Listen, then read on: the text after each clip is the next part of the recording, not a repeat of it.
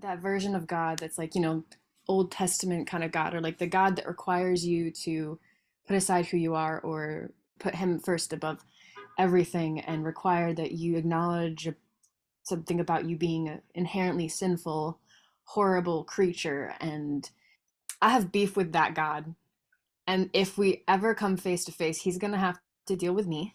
I don't believe in that God. But like, like if that's God, I don't want to spend I need eternity to with him. know what's I don't beyond want that. space. 'Cause heaven is a home that we create. No matter where you go to when you pray, heaven is a home that we create. Let's agree that earth is a special place. So heaven is a home that we create. Surround yourself with love and who's to hate. Heaven is a home that we create. Take a deep breath in. Slowly let it all go on the exhale. And welcome the next new breath with love and gratitude. Welcome to Divine Anarchy, a conversation about spirituality, humanity, and the origins of life on Earth. My name is Kayla Beard. I am a poet, a spiritual life coach, a Reiki master, and a seeker of spiritual truth. We are here to talk about faith, religion, and the complex and infinite tapestry of individual beliefs that make up our human understanding of who or what God is. In these conversations, I allow the life coach and the former reporter in me to link arms as we explore the many different ways that spirituality shows up in our lives. I am thrilled to be here, honestly, and I am elated that you have elected to join me today. So thank you for listening. Before we begin, I want to remind you to join the Divine Anarchy Substack. You can visit kaylabeard.substack.com to read the blog, where I explore my own relationship to spirituality and share journal prompts to help you in your exploration of your own spiritual truth. You can also visit my website, theharmonicspirit.com, to sign up for this month's free group Reiki and meditation session. I host these sessions typically on the fourth Saturday of every month. Actually, this month I just hosted a session yesterday. It was the day before the day of this podcast being released. But typically it is on the fourth Saturday of every month. And it's a free Reiki session, distance healing session with a guided meditation baked into it.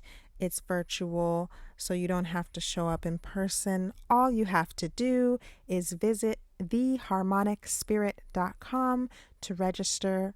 And if you're interested, you can also go to that same website and book a private virtual session with me if you're into that, if you're interested. Today, I am happy to share a conversation with a fellow cat lover and former Christian who is on her own journey to deconstructing the teachings of her childhood and embracing the wild and yet unstructured truth that engulfs her in the present. Her name is Hadassah Hanson, and she is one of the most delightful people I know, a critical thinker, an art lover, an advocate for mental health and self care. Hadassah is a dear friend of mine, and I am so grateful that she was willing to join me for this conversation. She also has a birthday coming up this month. So happy, happy birthday to you, friend. And thank you again. Thank you for sharing your time and your truth with everyone who will listen to this recording at whatever time that people are listening. And to you listeners, thank you for tuning in. You will notice that the sound quality in this particular episode is a little bit shaky. I do record these episodes and this one in particular on Zoom. And the benefit of using Zoom is that I get to connect with people from various parts of the world without paying for a plane or a train ticket. But of course, the downside of using something like Zoom is that sometimes the internet connection can be unreliable, a little bit unstable, just like emotions, just like, the weather in Michigan.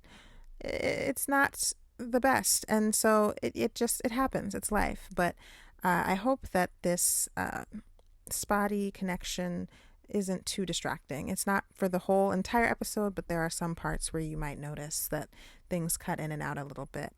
But I hope that you will give grace, and I thank you for your patience, because I definitely think that this conversation is still worthy of sharing with you all. So, with that, let's get into it. Yeah, I guess I will just say I know a little bit about your background. I will let people know that we have a friendship already. And so I am uh, a little bit familiar with your history.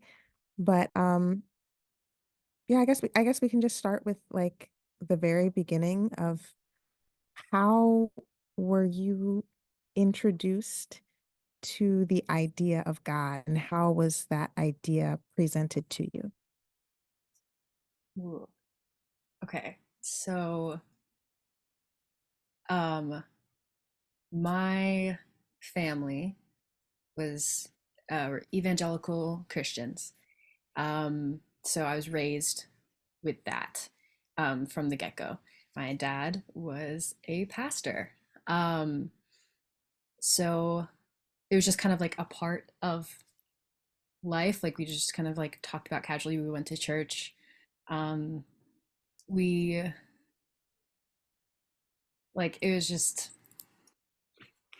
I don't know. It was a part of things. I didn't really have a concept of it besides it was just kind of talked about. Hmm.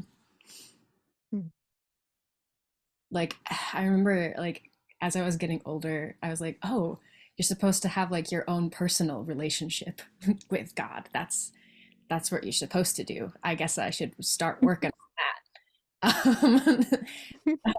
Because before then it was like, okay, we go to church and we sing about God and then we go home and so that's kind of how I was introduced to God. It seemed like just kind of like a part of everyday life. And I I don't know. I honestly didn't. I don't think when I was really little I paid too much attention, and then I started to because I felt like I that was the thing to do. So that's I think That relate to that so much. And I wonder, so like based on my own experience, also being raised in a Christian church, I feel like I had a specific idea of what God is or was, but it wasn't necessarily something that anybody ever really told me. It was just like I had in this perception in my head that later became different, and then like it became something that I no longer believe. So I'm curious to know if you had like a specific idea or image in your mind when you thought about like what it is. at that What was that? just at that time, like when you were younger and like in the church? So I think when I was like really little, God was kind of presented like, I mean, they sometimes would speak about things like hell, but that's not exactly how you're going to get a little kid excited in church. It was, they were, the church we went to was a little bit more like contemporary, and um, it's called the denomination was Vineyard Church, which, fun fact, was Marcus Mumford from Mumford and Sons. His father is the head of the Vineyard Church in England. Um, Oh, interesting. fun fact for you. But they, I remember like my parents talking a lot about God being like love and God loving you and us being God's children and this kind of benevolent like version of God. And then there was some other stuff sprinkled in there.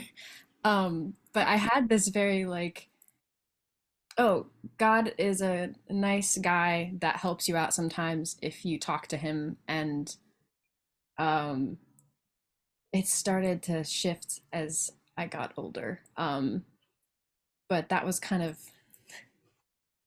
like the, I don't know, the start of that. Because, and sorry, my cat wants to be let in. But yeah, so I started to as I started to get older too, like I just kind of like I think I was conflicted um between the the nice guy God and then the other one that it seemed like two distinct personalities that were described in church and in Bible studies and all this stuff. Like it was the God that loves you so much and wants the best for you and loves you so much that he would give his one and only son, and then the God that's gonna send you to hell if you don't believe the right things. So I think I kind of from very early had this kind of split personality versions of God. I think that makes sense. Yeah. Yeah, that makes sense. I'm wondering too, so you mentioned that things kind of started to shift as you got older. When would you say that shift began? And like what was the thing or multiple things that led to that? So, a little bit of background. When I was about 2 or 3, so we were a part of a bigger church when I was really little, and then when I was about 2 or 3, my parents and a bunch of other families from our church started a church plant. So they started another church. Um, and that went from what around the time I was like 3 to around the time I was like 9. And when I was like 9, my dad wanted to take a sabbatical because he was like the pastor and the worship leader, and it was a lot. And he also had a lot of health issues. So he took like a 2 month sabbatical. We hopped around to different churches on Sundays. And then when we came back, the church came to us, like a lot of the families in it. It wasn't a very big church, but they came to us and were like, "We feel like God is asking us to end this church," and that was like the the last 6 years of my life at that time, which I was 9, so that was most of my life. Wow. And I remember at that point just kind of being like, "Oh, okay, I don't know what this is. I thought we were a big happy family." Um, I've since learned that that was not what was happening in that church, but it's fine. Um, Oh no. but so after that, we church hopped around for a while, and my dad got a job at a Reformed church, which is very different. That had pews and an organ, and I was used to like a guitar and setting up the chairs every day. And um, And at that church, a lot happened, but they ended up being very, very particular about things like wanting the organ. We started like a youth band, and a lot of the older people did not like it. That ended up like letting my dad go from his job there because a lot of the older people were so upset about there being non-organ music one Sunday a month, um, Oh, being wow. being played by like tweens and teenagers. Um, and there's a lot of people that were really upset about stuff like that, and so they decided not to renew my dad's contract. And so we ended up like leaving right after that because you know, and I was think about 11, 12 at that point. Um, Hmm. and I think that was a really like that church and being there, especially at that age, was a very impactful time because I was noticing how much people would speak one thing and do the complete opposite, or be nice, like they would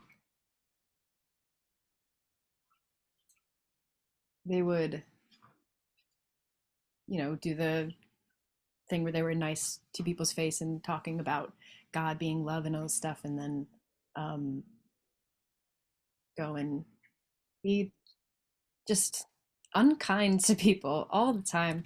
And I know that's a pretty basic concept about people, but I was also very specific part of my life where I was really realizing that. And then after that, we church hopped again for a while, and then my family stopped going to church, um, and we started kind of deconstructing a bit.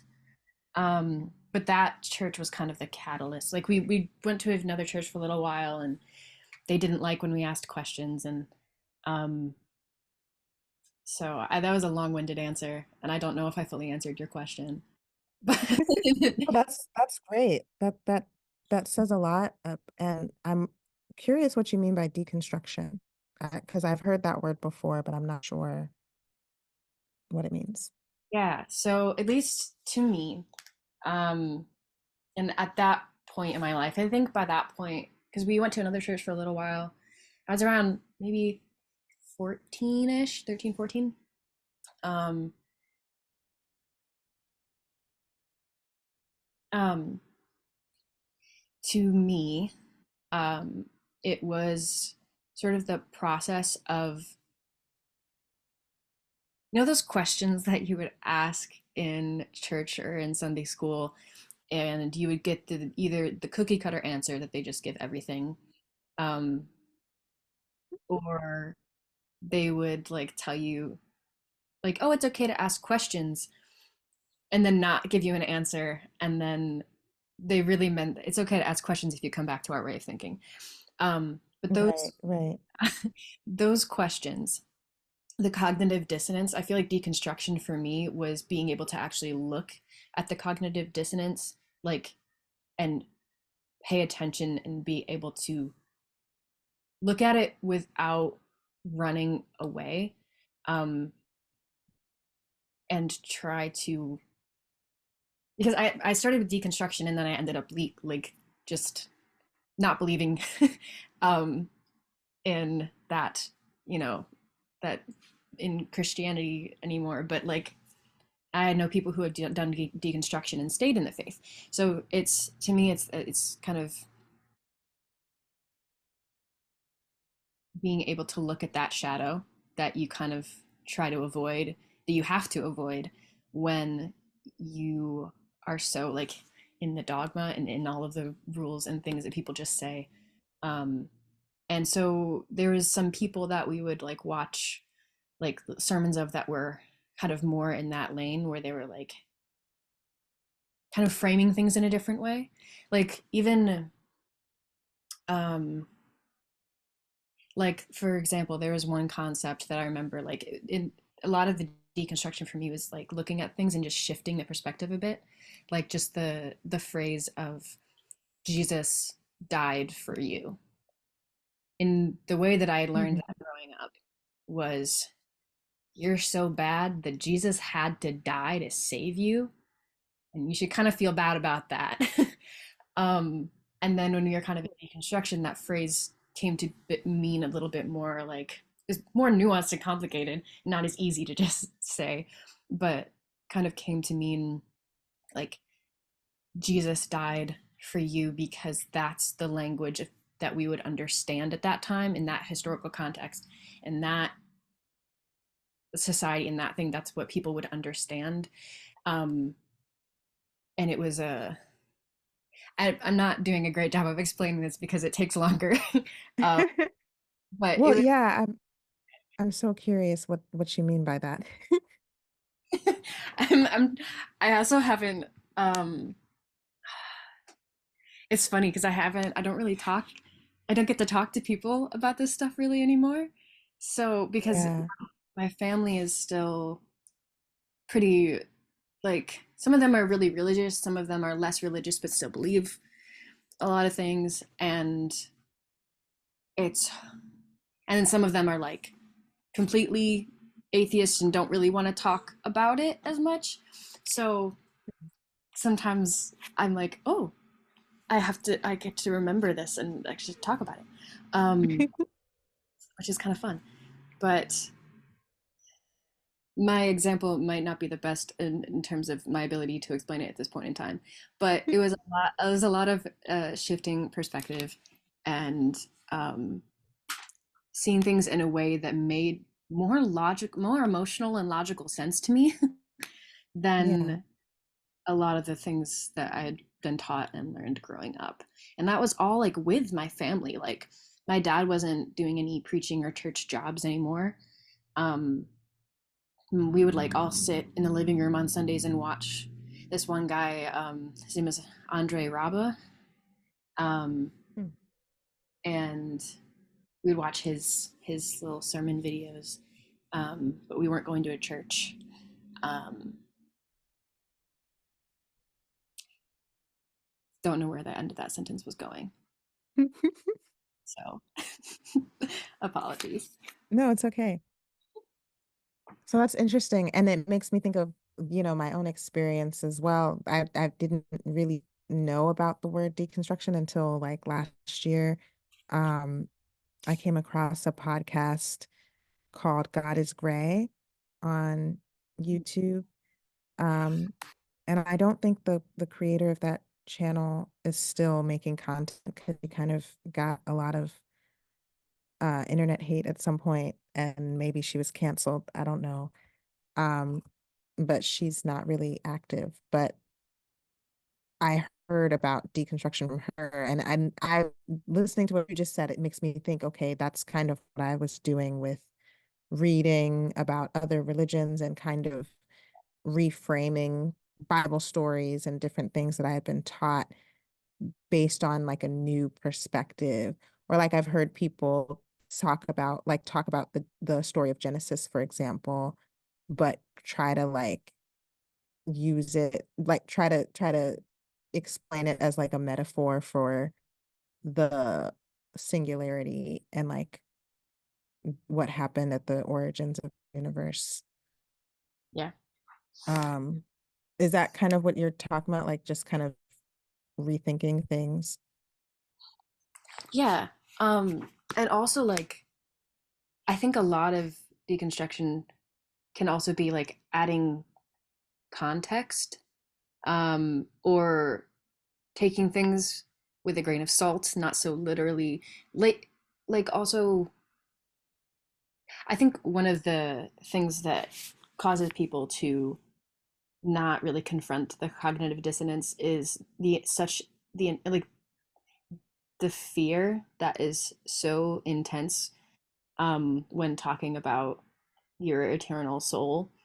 And people are so afraid to look at things that might contradict each other because if you believe the wrong thing, it's your eternal soul. And I think with deconstruction is kind of being like, okay, we can take a step back, we can look at this, and it doesn't mean like it's very scary at the start, especially when you still kind of are in that idea and that fear, but um, yeah, it's kind of like re-looking at things in a different light and with various contexts and with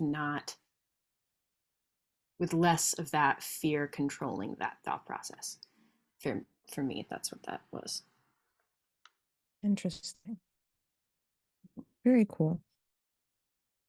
So, like, okay, so at this point now, where are you in your relationship to God or to the idea of God? So I have two kind of answers to this. Um, and it has to do with like kind of those two versions that I mentioned earlier. Those like two versions of God. Hmm. Um, because the one, when people say God is love, but he's also just, he's also justice. And they kind of like slip that in there. And, uh, but that version of God that's like, Old Testament kind of God, or like the God that requires you to put aside who you are, or like put him first above everything, and require that you acknowledge something about you being an inherently sinful, horrible creature. And that God, I have beef with that God. And if we ever come face to face, he's gonna have to deal with me. Um that I don't believe in that God. But like like if that's God, I don't want to spend eternity with him. Um I I don't want that. And I would like to stay as far away from that as possible, please. Uh in terms of the other kind of personality of God, that the one that I feel like keeps people believing, the one that brings people into believing, the version of God that says like you have a home here, you are loved, you are a whole, you are perfect, you are like that God, Mhm. that's that's the kind of energy or inspiration or force that I see now as sort of just the general everything. Like that, because I know the phrase like everything is everything. I kind of say that a lot. um, but I also think like when my family was doing like deconstruction things, we kind of got to this point. Like the biggest thing that stood out to me was that we kept on coming back to, oh, God is love. And love can encompass a lot of things, but in the end, it's love, right? And I feel like whatever love is, whatever that is, whatever the universe is that same kind of energy or concept. And that I actually have a way closer relationship to now.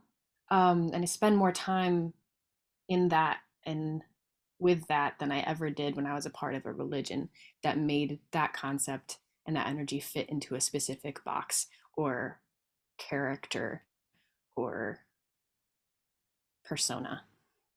Hmm. Can you tell me more? Well, yeah, tell me more about what love means to you.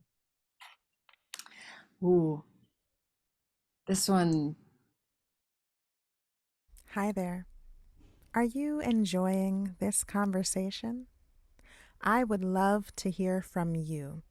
You can visit my YouTube channel, The Harmonic Spirit, and leave a comment on the video for this episode.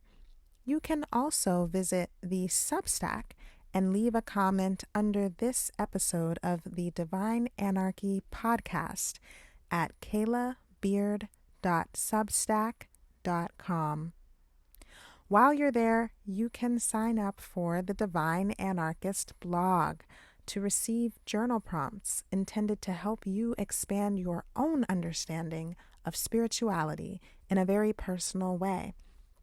By subscribing to the blog, which is free, by the way, you will also have an opportunity to learn more about me. and my experience and my personal perspectives on spirituality and life in general.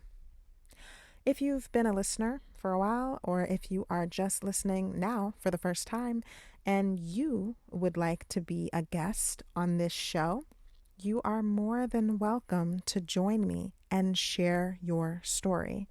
You can choose to remain anonymous if you'd like, or you can use your real name if you're comfortable, if that's what you're into. I know these are very personal conversations, but I love this stuff, and I am open to discussing religion and spirituality with anyone who is willing to have a respectful conversation with me. And if that's you, please visit theharmonicspirit.com and click the About tab and then go to Contact. And you can use that form to send me a message and I will reach out to you. I record all of these episodes, or at least most of these episodes, virtually on Zoom. And so if you're interested, we can schedule a call during a time that works for you, and you can share your thoughts with other listeners like yourself. And if you're not open to sharing your thoughts with the world, I totally get it. That's cool. But you still have the opportunity, if you want to dive deeper into the questions that we explore on the show, you can still visit theharmonicspirit.com and book a free consultation call with me. I am a life coach and I help people work through a variety of transitions and life goals. But unsurprisingly, I am very passionate about spirituality and religion in a non specific kind of way and personal development in general. So I would be delighted to chat with you about your journey, where you are now, and where you'd like to be if you are interested in that. Uh, that would be a private conversation in a confidential space.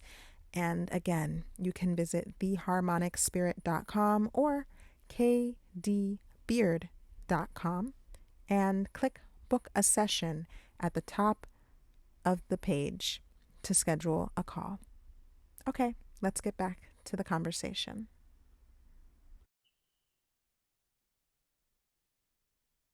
And I will say, I don't want to, I hate to interrupt your train of thought, but I have to say that we together read Bell Hooks of Yes. kind of together because I, you know, was on my own timeline, but That's so we fair. And I did feel read it. like that's how you have to read bell hooks. Yeah. um, so honestly, I loved that book because it did a really good job of like making things feel more concrete. Or like being able to pinpoint ideas. Um, love, I have a hard time describing it. I mean, obviously, there's many books just trying to talk about that same concept. Um, it's hmm, this is a big question. Let me- Yes, that is what we do here. That's so fair. I did know that coming in. Um, so when I say like that it's peace, I don't mean peace as in you're never gonna feel unease or you're never gonna have emotions or go through things that aren't peaceful if you're engaged in love or if you're being loved. That's not what I mean by that. I mean it's the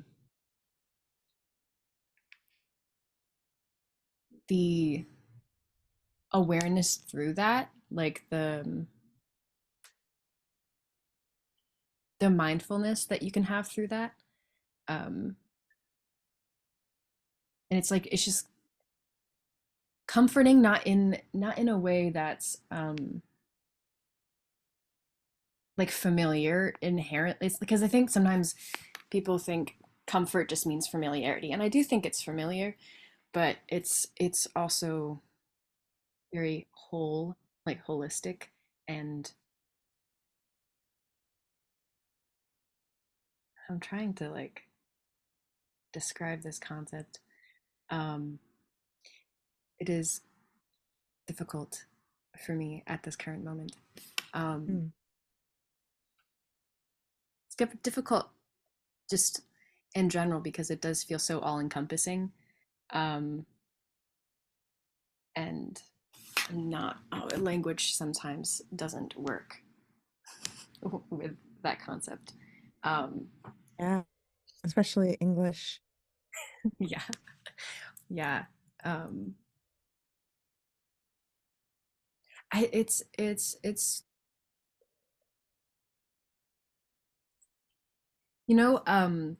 is going to seem like a tangent, and maybe it is. I tend to specialize in tangents.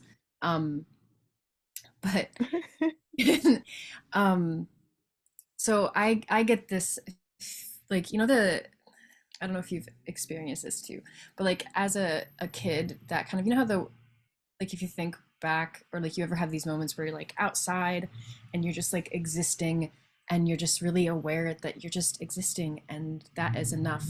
And I had a lot of that. Like I felt that more as a kid. I was just kind of existing, or I'd be outside, and it was just, I was just so present there.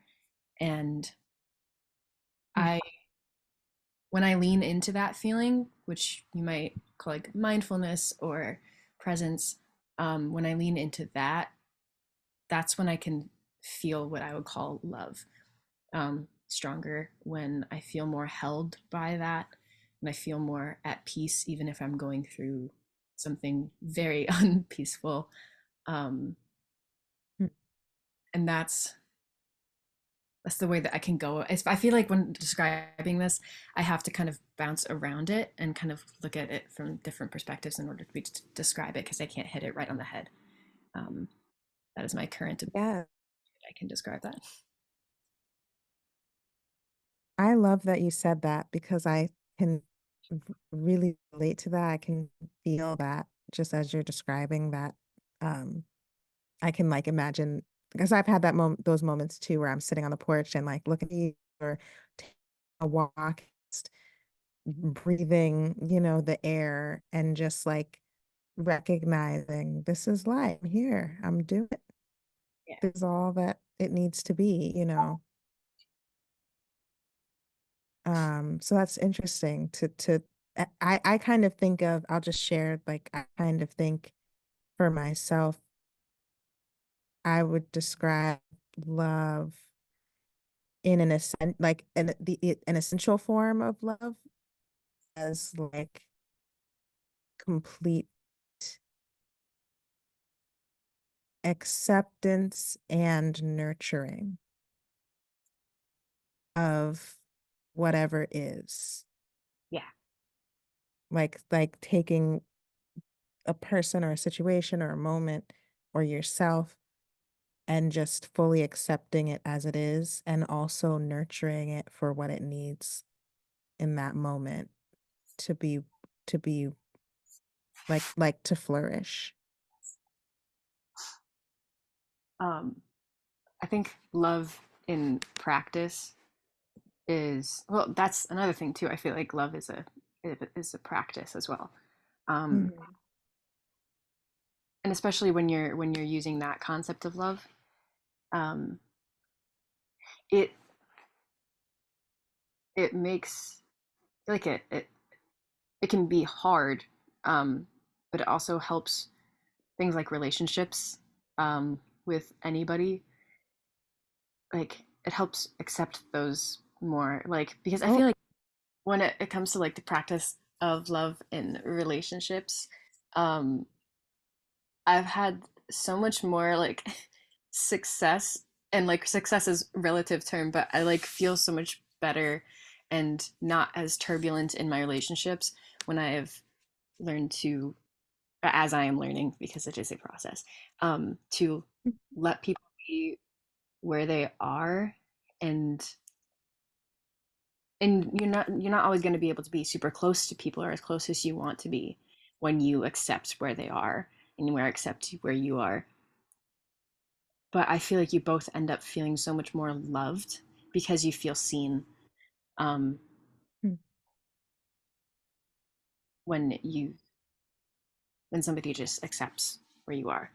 I've had to, like, either take breaks from talking to people, or stop talking to people in my life for various reasons because of where each of us were.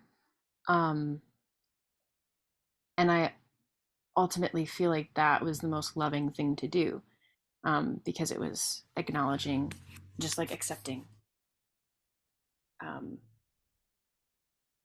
where things were.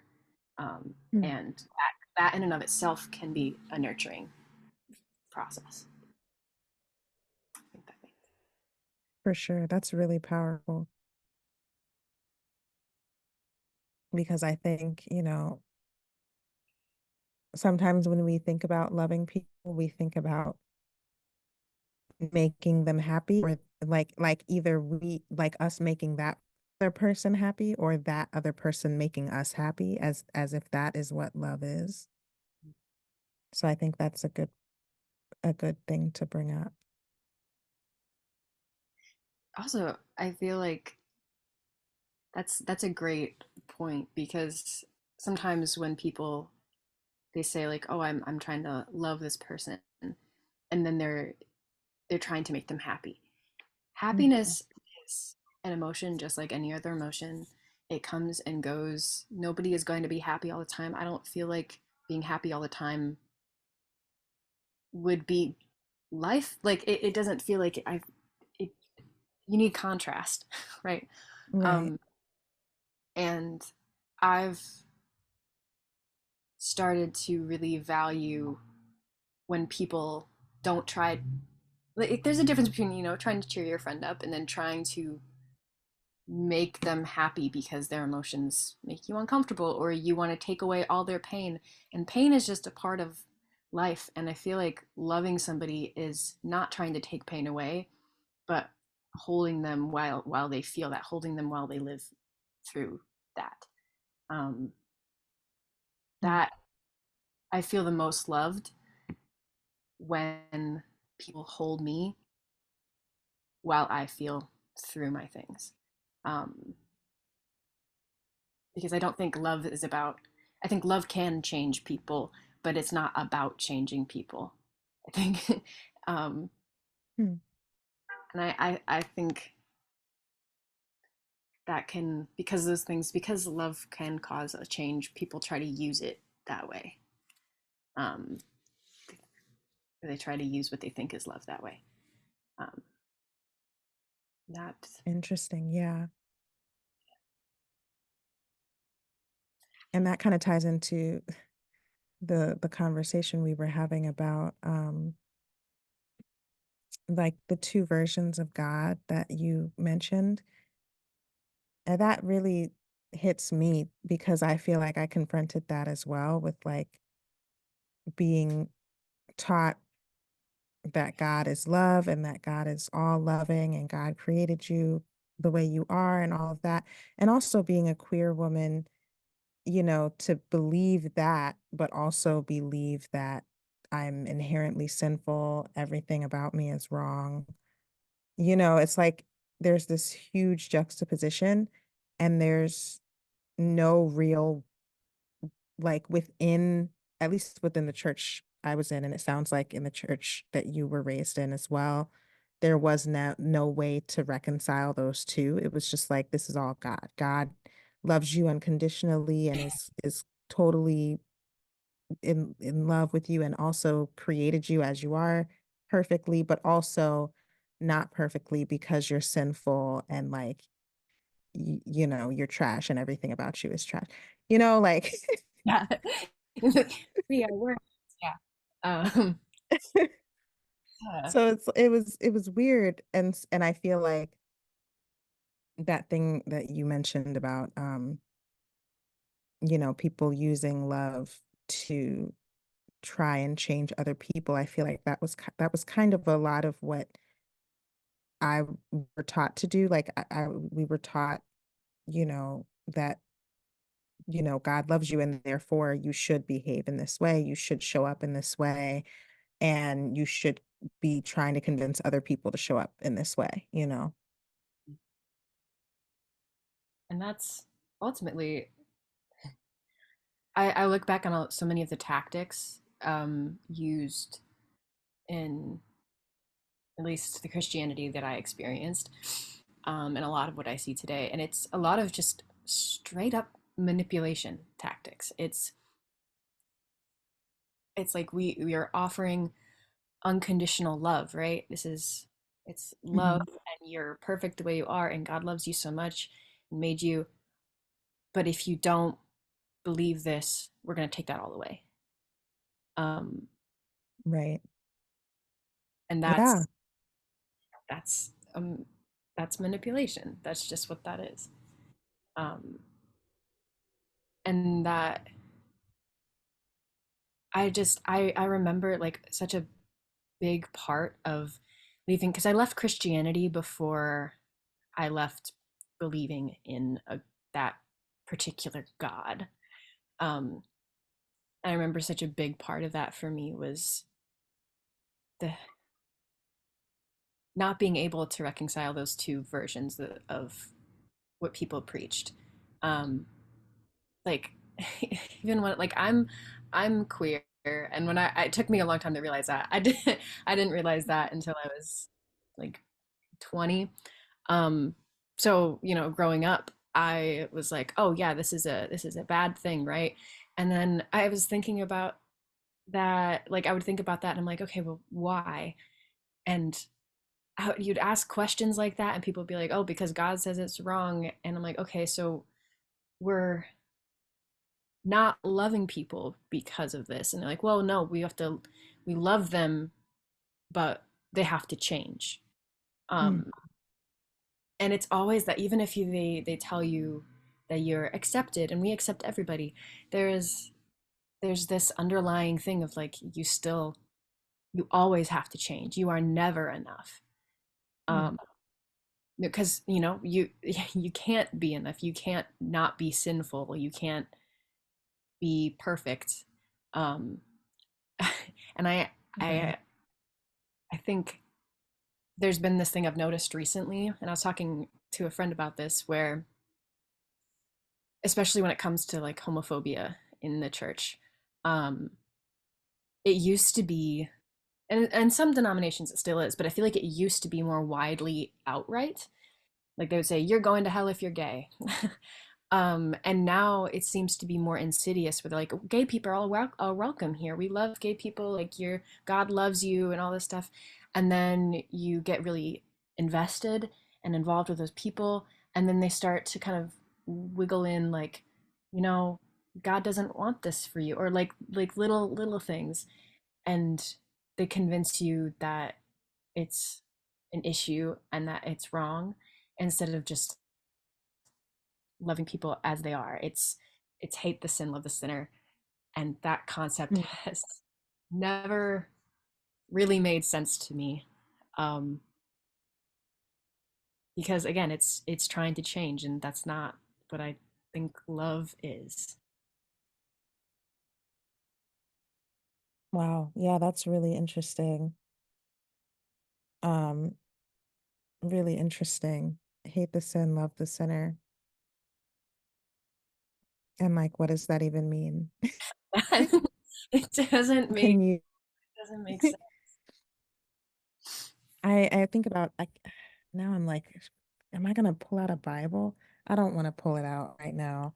There's a verse Grandma sent me. Shout out to Grandma. She's a good person. But she sent me this verse and she wanted me to read it. I read it. Or it was, I think, a whole chapter. It was a whole psalm. It wasn't a verse. It was like, read this whole section. Um, and I read it. And it was really nice. I'm a poet. I like poetry. This was a very poetic psalm, as most of them are. they're all poems. Some of them are better than others, in my opinion, whatever. But this was an interesting one, and it's all about like love, and I'm gonna have to look it up because I feel like I'm gonna regret it if I don't. Is it the one they read at weddings? No, it's not that one. I like that one. Oh, I don't even remember which verse that is. I do like that one. It's a good one. I think that one is from the Corinthians. Ah, yes, yeah. It's like Second Corinthians something something. I See, used I'm not, things memorized. There's a video of me at like 3 years old reciting Bible verses. Um, it's all gone out of my head now. Yeah, same. I still have like some, like I have a Bible verse tattooed on my arm. So like that one's, in my brain, Romans 12:21. And, obviously John 3:16, like some of them, I was Seventh-day Adventist, so the whole chunk of Exodus where they talk about the Sabbath is in my brain forever. I couldn't tell you the verses, but I know the words in the King James Version. Ooh, Um, we yeah, New King James, King James.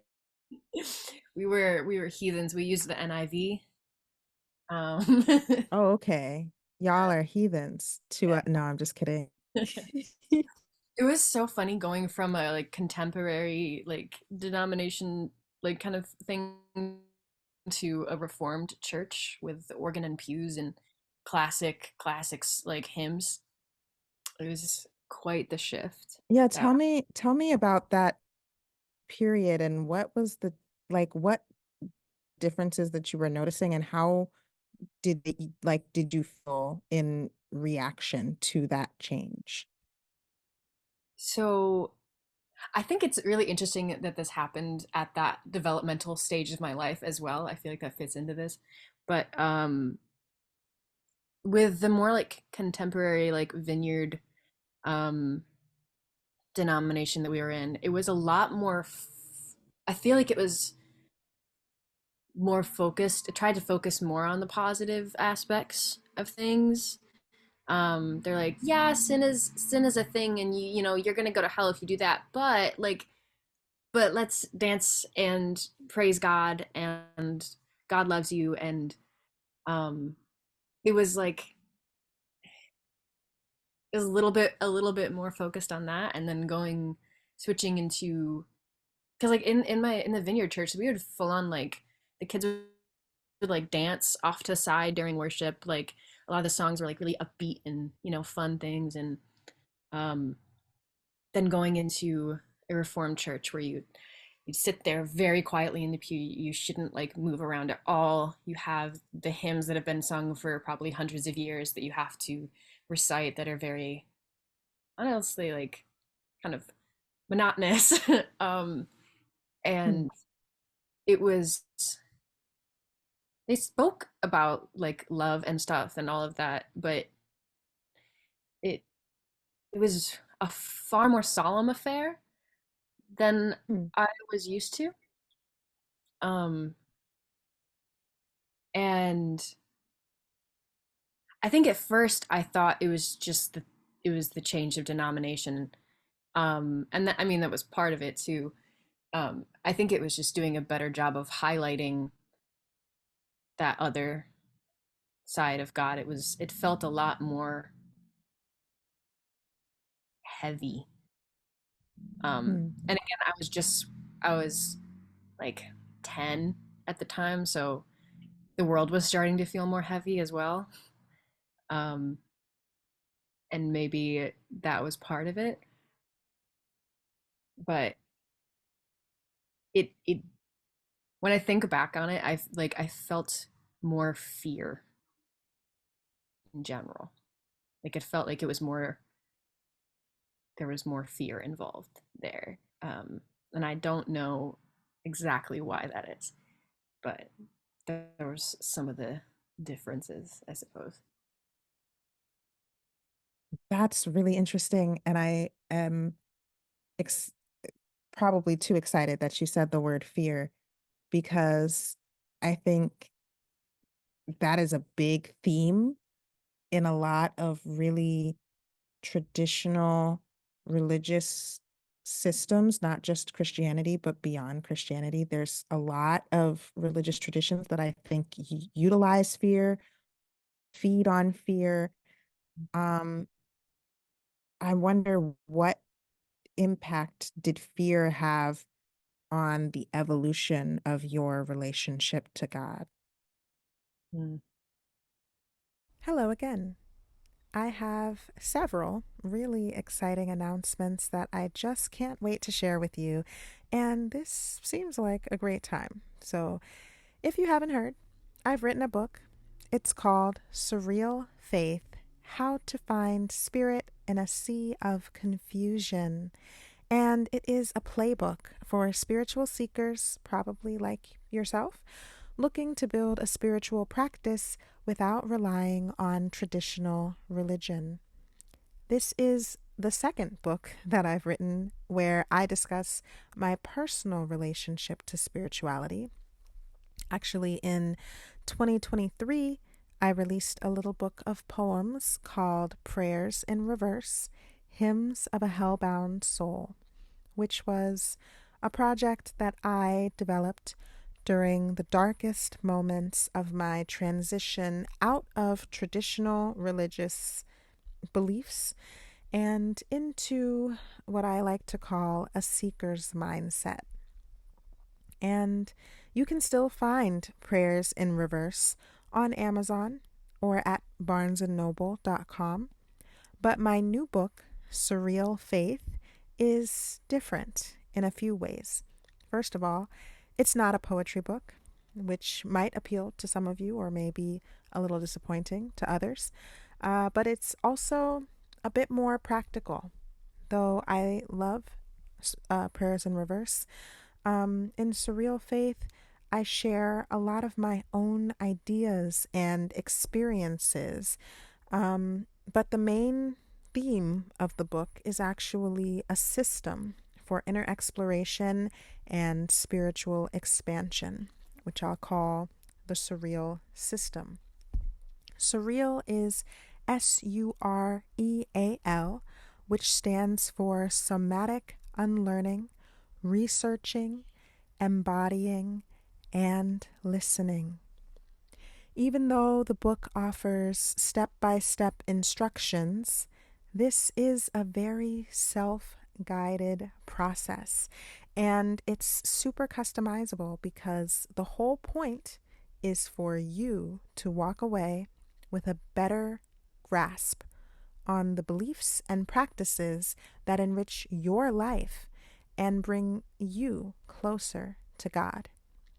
It's meant to be personal. So if that sounds like your jam, you can find a link to purchase the book on my website, theharmonicspirit.com. And you can also order the book directly on amazon.com in print or digital formats. And stay tuned for an audiobook version, which will be available on Audible very, very soon. That's not all. In about a month, beginning on October 3rd, I will be launching and hosting a virtual workshop where you, me, and a group of like minded and curious critical thinkers can come together and actually put the surreal system into practice. So, this, like I said, is a self guided system, but you don't have to do it alone. And this workshop will be the first opportunity for you to join a group of other people who want to try it for themselves. This is the first time that I'm ever doing something like this, and I'm super excited to launch it. And I'm so thrilled about the level of interest that I already have. There are some beautiful people who have already signed up to participate in this. So I am excited to see what this opportunity brings, and I am eagerly and enthusiastically inviting you to sign up today and join us. We will be meeting once a week for 12 weeks, and we will be collectively practicing some of the tools and techniques which you can find in the book. So, if you want to dig right into a hands on experience with other people who are doing the work for themselves, visit theharmonicspirit.com/surreal. That's SUREAL to register for that. Registration begins today, September 1st. Also, if you are not so interested in the workshop, but you want to get the book and you would like to read it together or with a collective, let's do that. Beginning on December 1st, you can join me on Patreon for a virtual book club. We will meet every other week on the first and third Friday of the month at 6 p.m. EST. I will be during this first round where we're going to be reading Surreal Faith together. I will be reading portions of the book during our meetings, and we will also just have a very real, raw discussion about the content and our ideas of it, our experiences with it, and we'll be sharing our various life experiences as well in a safe and welcoming environment. So, if you are interested in that, join me on Patreon at The Harmonic Spirit. And all of the links to join the group or purchase the book join me on Patreon, all of that stuff will be available in the description for this episode and on my website, which again is theharmonicspirit.com. I think, honestly, the word that popped up to me was just like confusion. Um, Mm. I think that was a lot of my experience of religion and God growing up, which is confusion. Like if you present all these, like, kids aren't dumb. Like, kids realize when things contradict each other, when you say one thing and act another way. And even though I had still been taught about hell and all the scary parts and, God being justice and you're sinful and stuff, it wasn't I feel like it wasn't as much of a focal point. Um and so I didn't have to think about it as much. And then when that was kind of more in my face, I'm trying to remember it like at the time, because I look back and I see all like the dominoes that fell after that and how, Yeah. but it's also, it's been 15 years. Um but I think it ultimately was a little bit of a catalyst, um with confronting the confusion. um I think some people, and understandably, when they're put in a place of more fear, kind of just they want to dive into, okay, well, like, this is what the religion says will fix that, and that is very understandable. um and I think I Mm. probably did do that for a while, but I was a kid, so, um and we stopped going to that church, if after a couple years. And I'm very grateful for that. Like, I am so incredibly thankful that we stopped going there. That um was the for, Reformed Church. um because I'm not sure what would have happened if we would have stayed there. um but I do think it was a little bit of a push for me in confronting those things, because it is more obvious in that setting, those two versions of God, because they do utilize the fear a lot more. um Hmm. I'm not sure if that answered exactly your question. I tend to do run-on sentences, so. No, that was a strong answer. And it makes me it nicely brings us back to um where you are now, you know. Um you kind of you mentioned that you're at a point where you have been able to reject that more judgmental, vindictive, some might say abusive version of God and embrace the version of God that you said is like more loving or all loving. Can you talk more about what has changed within you as your perception of God has changed? Mm. That's a great question. Sorry, I'm just like I was thinking about this conversation the other day and about like what the concept of God means to me. And um, uh,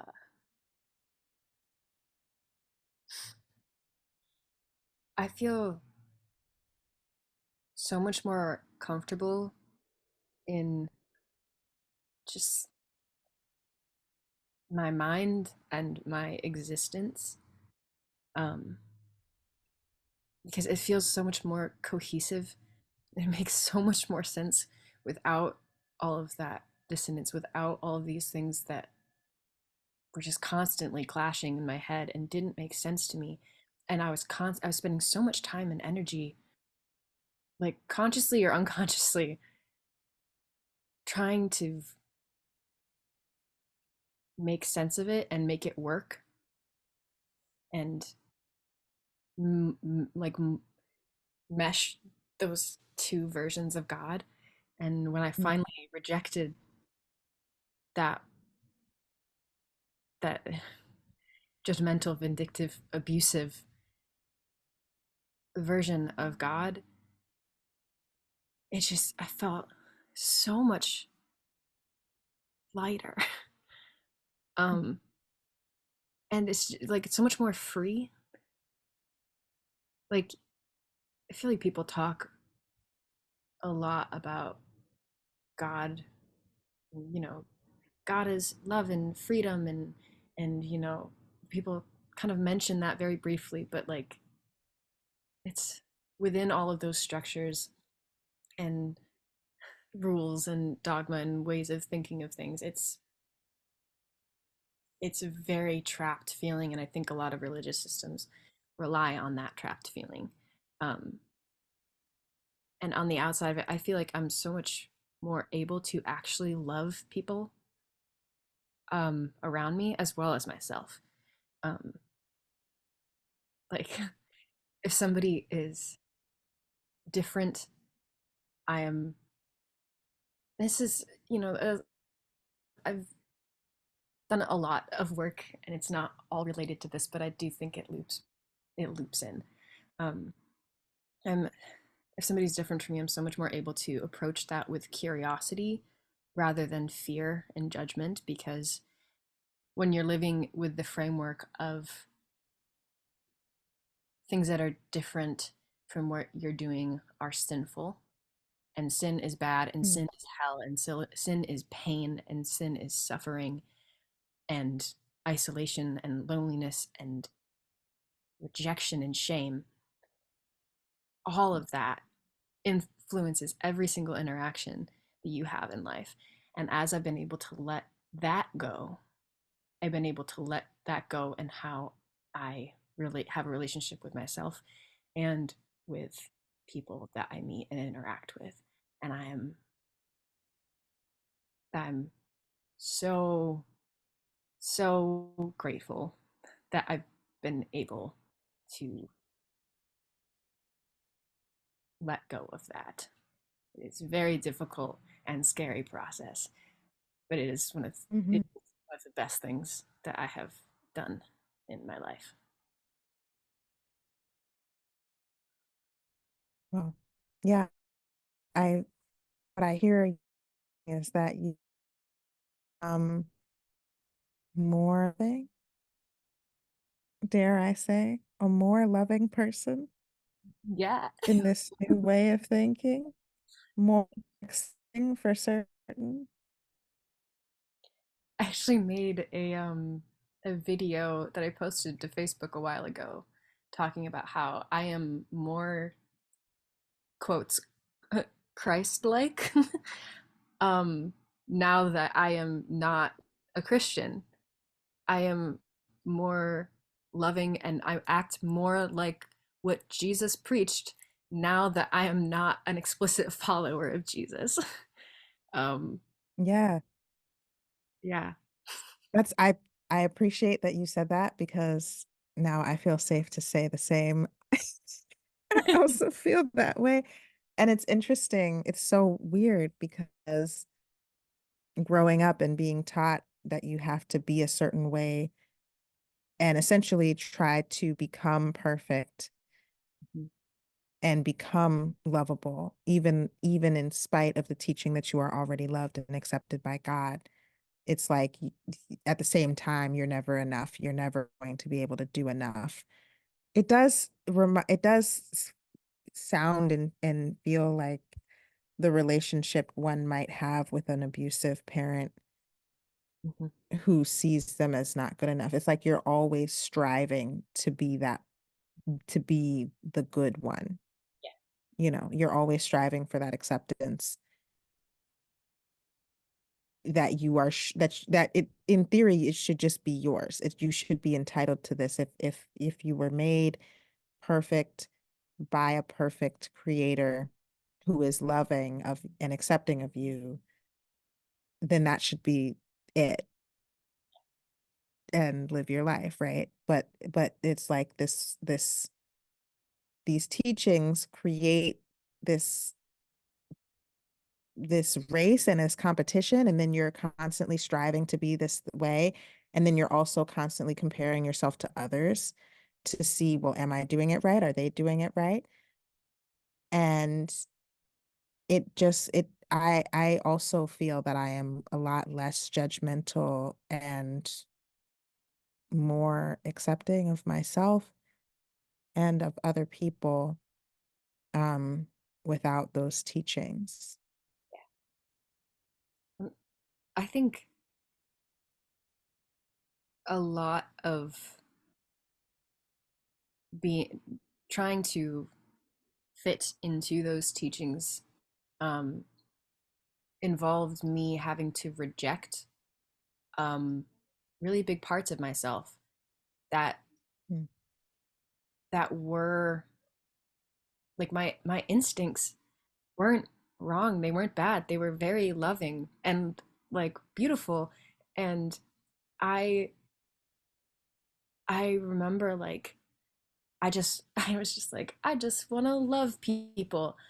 And that's what I was supposedly taught, right? They're like, "Oh, you're supposed to love people because that's what Jesus said."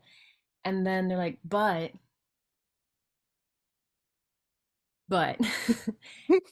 and it was always that but, and it was I feel like one of the ways that healing from religion has, or like some, like I've worked a lot on trusting my instincts, and I've realized that one of the reasons I don't trust I like haven't trusted my instincts was because you're taught that they're wrong. Um, Right.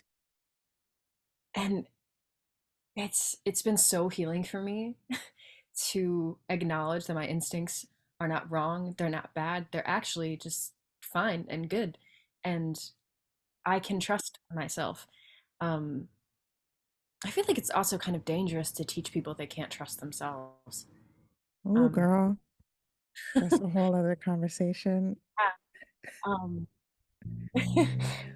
but yeah, I don't remember where that sentence was going, but I'm sorry. no, you're good. I'm kind of in a I'm just here. We're good.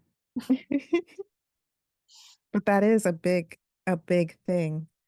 that you said, and a big part of the reason why I feel so driven to talk about this with anybody who's willing to talk about it, because I think there has we have been done a disservice as a species. We didn't we didn't set this train in motion, but we are on this wild ride of deception. And, you know, it looks a lot of different ways, but a lot of people are being deceived or have been deceived by systems that were intended to control and not to nurture, not to feed or support spiritual growth. Um, and I feel like people are not always aware that that's what they're participating in. Like people don't know when I don't want to say something offensive. I'll say like in my own experience, I've encountered a lot of people who are gladly and fully willing to give up their belief in their own personal agency because of the religion that they subscribe to. And in situations like that, like people would do things like avoid seeking medical aid, for example, or deny, you know, business advice. Like I can think of a million, well, maybe not a million, but I can think of quite a few examples of people who have just like their own personal level of responsibility in a situation gets put in a box and shoved in a closet because, well, God is going to take care of me. Or all I need to do is, you know, stop doing this thing that has been holding me back, which is like the sinful thing that I have to stop doing. And then my life will be better because God is punishing me. This way of thinking kind of shapes the way we live our lives in very subtle ways that people don't often pay attention to, but it can add up, and it creates this weird thing where without even thinking about it, people have sold their souls in a way to this external force. And it's not even necessarily about God. It's really about a story that was created or taught to them by some other person that's part of like a larger political scheme. Anyway, getting off track, but I have a lot about that, and I feel like um it's also part of the reason why a lot of people are scared to talk about it or just generally don't talk about this stuff is because there's been a long history of violence and suppression and oppression around the way people are allowed to think about spirituality. And I think one of the reasons, I, before I kind of, like I said, I left Christianity before I left a lot of beliefs. Um, and I think for me, it's because a lot of religion to me was, it's more about the story. It's more about the rules. It's more about exactly what you need to or should believe rather than the actual things that it claims to be. Um, Especially when talking about like Jesus and Jesus's teachings, and like I feel like a lot I've talked to people who are like they weren't Christian, they're never Christian, but they're like, yeah, no, I like some of the stuff that Jesus said. I think there was a lot of cool stuff in there. And like Buddha said a lot of very similar things to Jesus. And one of the reasons I like learning about other religions is because you get to kind of see the common themes underlying like the heart of them, without having to subscribe to the stories and the rules. Um, Hmm. And I think that way you kind of get more at the humanity of religions and why they're like originally, or like what's like one of the pulls. Um, and it's similar to like I mentioned, like abusive relationships. It's a lot of people look at abusive relationships or cults or things like that where they're like, why would anyone stay in that or be a part of that? And it's like it doesn't start off that way. That's There's something there that's keeping people there. And I think a lot of time when people who haven't been a part of religion look at religion, they get really confused. And they're like, why would anybody be a part of that? And they think it's silly or whatever. And I I think there is a lot of value in those parts of that. And that there's something there that's good and that draws people in, which it's very it's complicated, which as Yeah. everything is. um Yeah. yeah, there's like I in high school my dad taught I was, homeschooled, and we had my dad taught a world religion class, and he taught it from the perspective of trying to convert us to every religion he was presenting. And I actually thought that was because he was like, I want to show you the heart of it. I want to show you why people are a part of this, like why it is appealing to people. Um, Interesting. and I This I is this is just to clarify, this is the pastor, right? Who really had a very specific worldview of his own. it's so funny because my dad is very much like when he came to Christianity a little bit later in life. Um, and also like he asks hard questions. He likes to kind of ask those difficult questions, push buttons, like kind of point out these contradictions and stuff. And then at other times is very much not okay with that. But that is something like the that I've gotten from him. But yes, same guy. Um, and he actually like sometimes in his sermons would like use quotes from Buddha, and then people would come up to him afterwards and be like, "Oh, what was that?" And he's like, "Oh, it was Buddha." He had a document that was like a bunch of sayings that Jesus said next to like extremely similar sayings that Buddha said. Hmm. Um, and he liked to whip that out sometimes. But yeah, I don't know. I think that I think that there can be beauty in religions, and I also think that there's everything else that we've been talking about. Um, No, that's a very good segue actually into another question. Knowing where you've been and knowing where you are now, do you have any aspirations or goals or hopes um, for you where your how your relationship with God will evolve or could evolve in the future? Do you see yourself starting your own religion, for example, or do you see yourself migrating into some other tradition or without any kind of structure? What does that look like for you? this might be, uh, it definitely is blasphemous to some people. I, my relationship with what I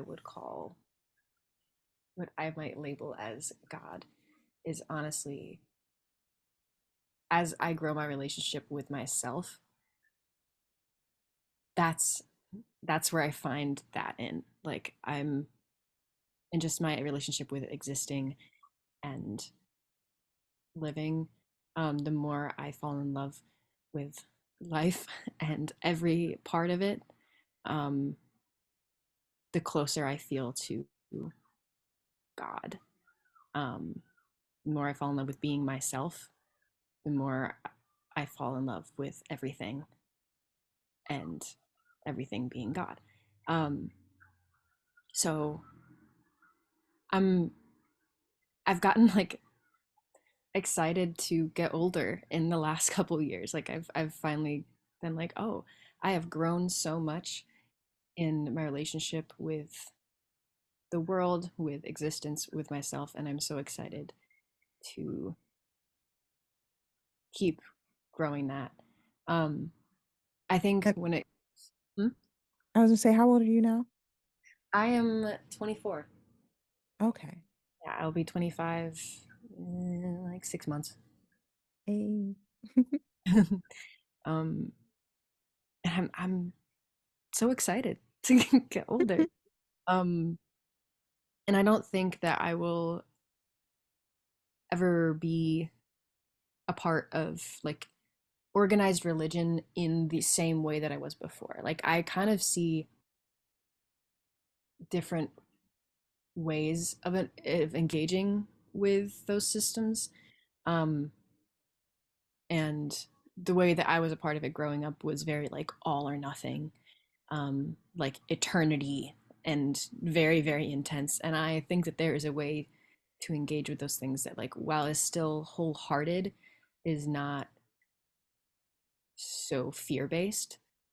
And like that idea of, oh, if you're wrong then it's forever. um, Hmm. and I like learning about religions. I like talking to people. um, so I don't know, I like exploring and I like learning, and I plan to continue to do that. Very nice. Exploring and learning. And when you think about religion today, like what value do you see religion having in your life? Like any religion. Um, like beyond the exploration, do you feel like it's something that you need to have like I ask this question because I think some people feel that we need some sort of religion as humans, or we need some sort of belief system.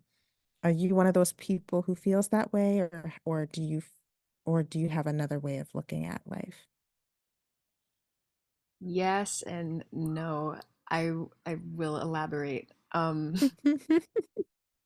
Similar in the way that I was talking about, two kind of versions of God. I feel like there's a lot of ways to engage with religion or belief systems. And what I am trying to, and what I've been trying to kind of adopt and get in through my head, um, is like I do think that belief systems and having things to believe in and make sense of the world, I think it's a very human thing. I think that's just what people kind of do. Even if you don't believe in a religion, you have a belief system, of some sort. Hmm. Um, and I what I've been working on and what I hope to continue to grow in is ability to hold beliefs, and also to let them go, um, to kind of, yeah, not hold it so tightly, um, because that I think is where a lot of the tension and pain and like hurt and harm comes from, is not being able to be flexible in your beliefs, is not being able to allow other things in because you're so afraid of what that could mean. um I am I one of the ways I think, I have some thought patterns still, um remnant from a lot of the religion I was in, is that I get right at this point, I tend to be very scared of believing in things. Like, even I have a lot of friends that are, very spiritual. And um, I sometimes when I hear people talk about their spirituality, whether it's even if it's something like I think astrology and tarot are really cool, and I've been able to um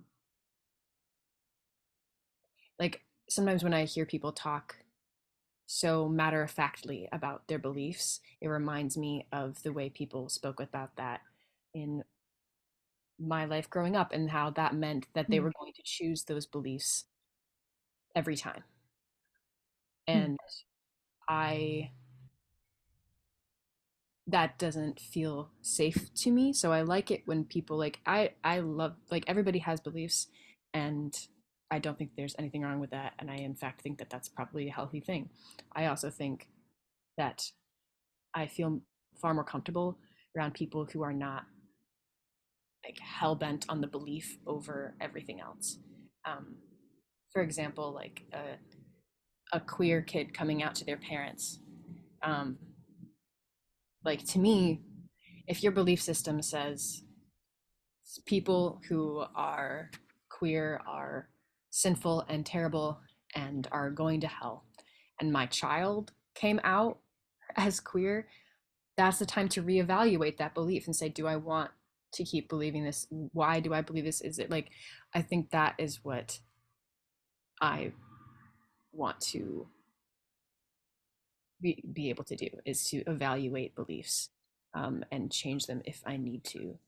Um, so that I'm working on that. So I'm still sometimes scared of things. So I'm not gonna say I'm never gonna be more involved with a religion or belief system, because maybe I will, but my goal is to not hold on to that so tightly. Very interesting. Very interesting. I really like your answer to that.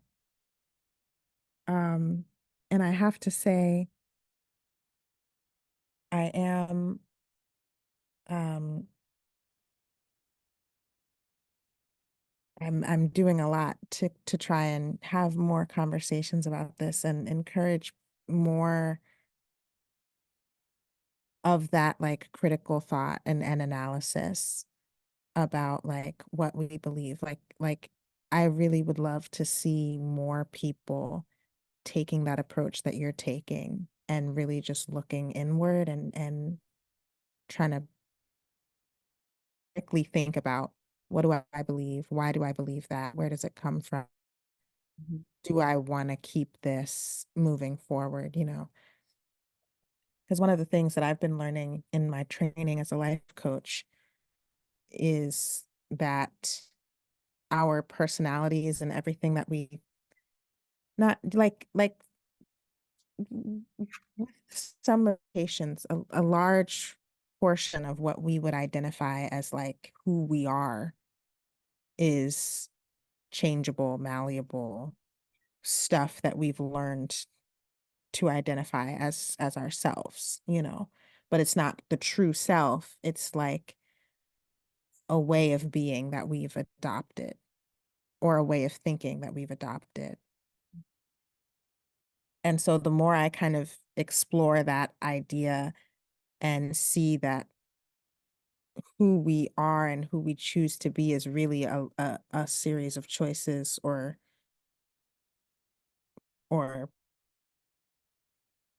I guess beliefs that that we've at some point accepted as real.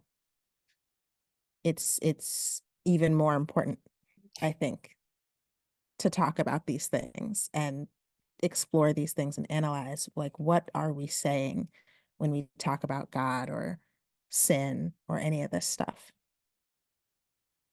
So I appreciate that perspective. Yeah, I guess I'll just say thank you because I've really enjoyed this whole conversation, and you know I always enjoy talking to you. Um, but I really think you have a very important perspective to share, and I'm grateful that you agreed to come here and with. Yeah, thank you for inviting me into this. Um, like I said, I don't get to sort of have these conversations um, very often or at all, really. Um, and this is, I'm very grateful for this. So thank you as well. Yes, I'm always, I mean, for you, I'm always around if you ever want to just talk about this stuff because I love talking about this stuff. Um, and I'm always down. And you know, my brothers and me and my brothers are always talking about this stuff. It's like 90, maybe 85% of our conversation. Um, Love that. but also, quick plug, I do have a Substack now where this podcast will be made available. And I also have a blog on there. And I'm trying to create community and invite people to share their ideas and actually have real conversations about this in a more communal space. So I don't know how that's going. Right now it's me and my mom. But she she confided in me that she was afraid to share her ideas, even though there's nobody else in there. She was afraid to share her views, and she identifies as an atheist now. Maybe an agnostic, depends on the day that you ask her. But you know, she was hesitant to share that idea in a group setting. So I just want to say, like, I would encourage you, if you have any interest, to join the Substack and be a part of the like movement, like be a part of those conversations and be one of the people who is brave enough to talk about this because somebody needs to hear you, you know, and somebody needs to talk to you. Um, and maybe that someone is just me, but I would welcome your presence. Yeah. I've been fairly open about at least my not being religious anymore on like a lot, like most of my family and people know that, but they're not curious about it really. Hmm. um or like or what it means or what I do believe or I do feel. They just see it as an absence. um and I had a family member, like I posted about that, what I mentioned the other day or earlier about posting about how I feel more Christ-like now that I'm not a Christian, and I had a family member just sad react to that, and then like But no sad reacting, comment. like, and I was like, all right, dude. Um, but like, that feels like the reaction. Um, and I have, family members that are still like, very religious, and when I feel like they, perceive me talking about any of this as sort of a judgment or attack. And you know, I I value space where it is. I don't know. I value this space. So, and I think it's your mom's feelings are very valid too. Mhm. It's a scary thing to talk about, especially when, at least for my parents, I know when they stopped going to church, there were people like they still believed in God, but they stopped going to church and stopped believing certain things. And people who they've been years friends with for like 20 years stopped talking to them. Um, Hmm. and that's a, I don't know. That's Wow. so I can see, especially for people who have been involved with religion for more of their life, to leave that, or even if they weren't involved, but they're around people, and I don't know. It makes sense. Yeah, that's an interesting, another interesting point for you to bring up because a lot of people do like in my experience, I've kind of, because of the way I grew up and moving around a lot, I kind of have always felt a little bit isolated from a lot of family. Uh, but I feel it more strongly now because so many of them are still in the church. They still identify as Adventists or at least as Christians. And there is this weird like response. Like if you say, well, you're not a Christian, it's like they don't like ignore you, but they kind of ignore that part of you. Yeah. Yeah. Or like I've been in situations where my dad, who still identifies as Adventist, he'll make comments like, "Oh, well, you don't believe in God," even though I've told him many times, I do actually, I do believe in God. I just don't believe in the same stuff that he believes. But it's like in his mind, I'm just a non-believer now, or it's like he'll correct himself a little bit, but he's never really taken the time to like ask or take an interest in what I do believe. It's just like he knows that I don't believe what he believes, and that's all he needs to know. And I think that's how a lot of people, not just him, like not just to call him out, but a lot of people in my life have kind of taken that similar approach.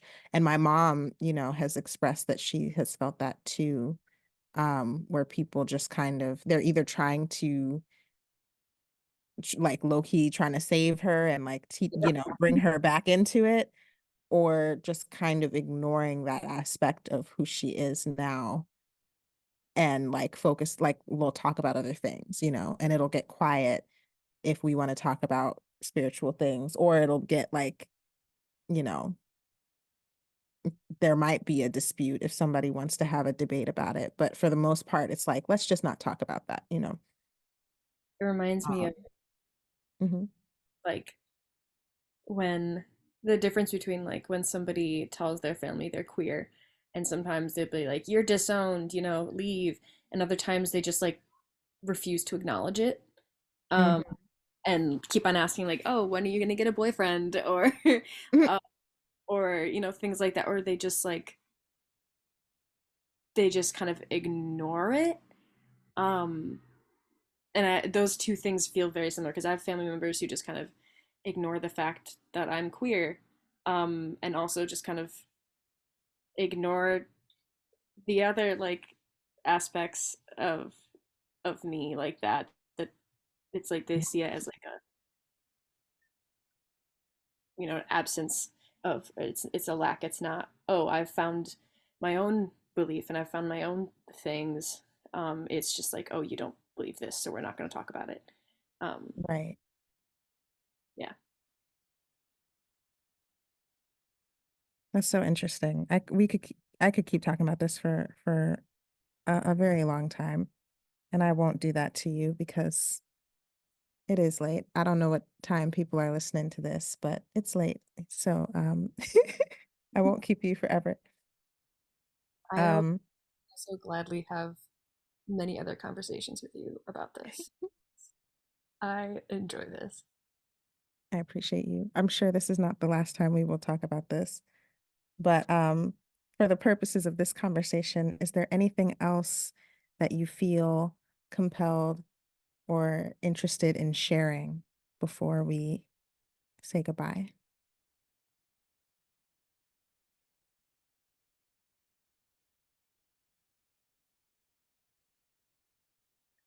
I have a million thoughts.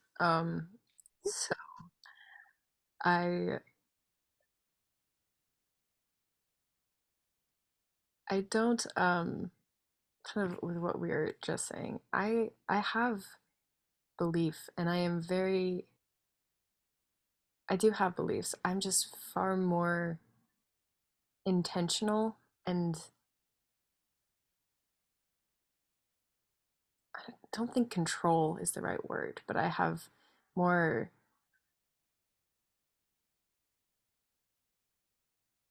um I'm more involved with my own beliefs now. I'm an active agent in my beliefs and choosing them and Hmm. um I am, I think a lot of people see like agnostic or atheists or believing other things as like, oh, well, you're just like chaos and the darkness has taken you. And I think it's almost the opposite. So, and I think that that is a big misconception, and I hope that throughout this conversation, that has kind of been addressed. But I just wanted to reiterate that. Well, that was a much longer conversation than I was originally hoping to bring to you all, but that's okay. That's what happens when you are having a good time and having a good conversation with good company. Um, and this was also a day where neither of us really had anywhere to be, so it was just a little easy to get lost in the conversation. But I am, again, so, so grateful to Hadassah for joining me and speaking so freely and sharing her ideas and her story with us all.